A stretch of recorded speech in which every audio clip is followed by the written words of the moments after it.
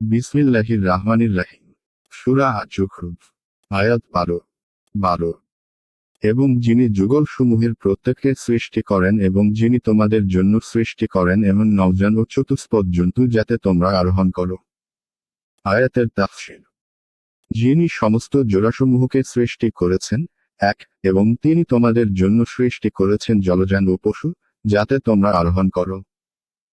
এক, অর্থাৎ প্রত্যেক জিনিসকে জোড়া জোড়া বানিয়েছেন, নর ও নারী।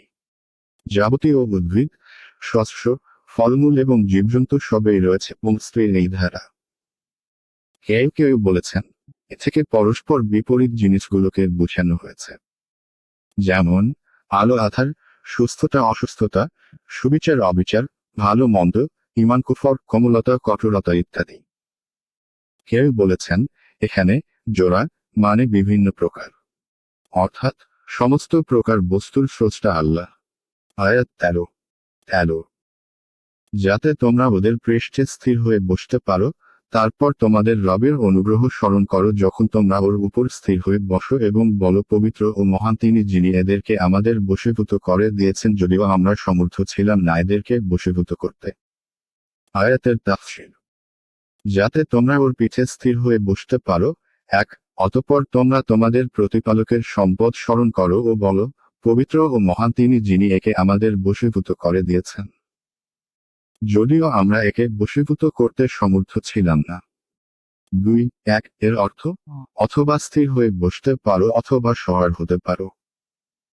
তে যবমির সর্বনাম একবচন ব্যবহার হয়েছে, জিন্স শ্রেণী এর দিকে লক্ষ্য করে।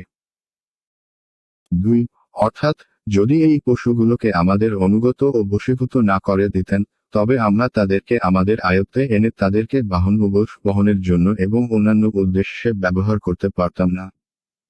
অর্থ বশীকরণের সমর্থন। আয়াত 14। আমরা আমাদের রবের নিকট অবশ্যই প্রত্যাবর্তন করব।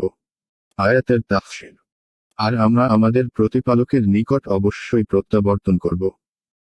1 নবী করিম সাল্লাল্লাহু আলাইহি ওয়াসাল্লাম যখন বাহনে আরোহণ করতেন, তখন 3 বার আল্লাহু আকবার বলতেন এবং থেকে পর্যন্ত আয়াতের অংশটুকু পড়তেন।